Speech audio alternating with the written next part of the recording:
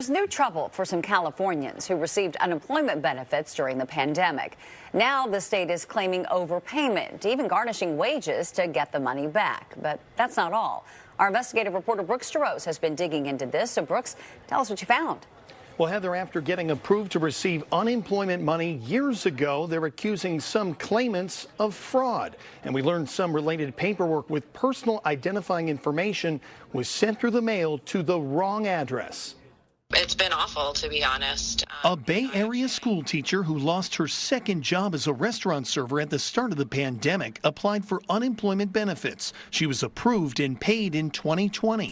But now an expensive problem. California's Employment Development Department said she wasn't eligible, accusing her of fraud and claiming she was overpaid more than $13,000. So the state began garnishing her teaching wages even before she could appeal. I was actually horrified. I started crying. I was just so embarrassed. I couldn't believe this happened. I've never paid a bill late in my life. I have excellent credit.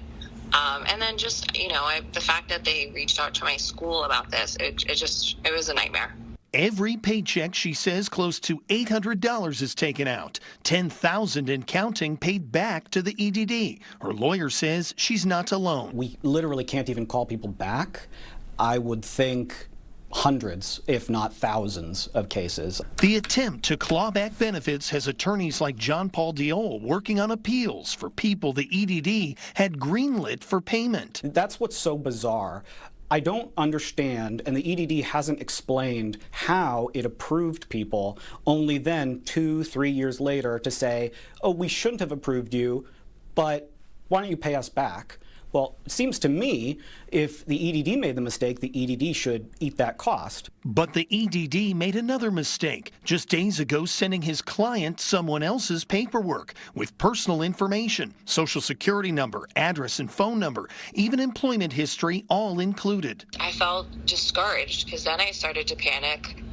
Was my information now sent to a stranger, including my social security number? It's the latest security problem in many cases affecting those with modest means. I contacted that other person who said she's disappointed her appeals forms are in the hands of someone else. It's extremely concerning. Diol accuses the EDD of disorganization and incompetence as he sees more cases and trouble mounting. The scope is going to be huge, and I'm sure it's just getting worse. The EDD did not answer our specific questions, but it did stress the need for people to meet eligibility requirements. The state says it has deployed fraud-fighting tools in recent years and referred us to a website to report receiving someone else's mail.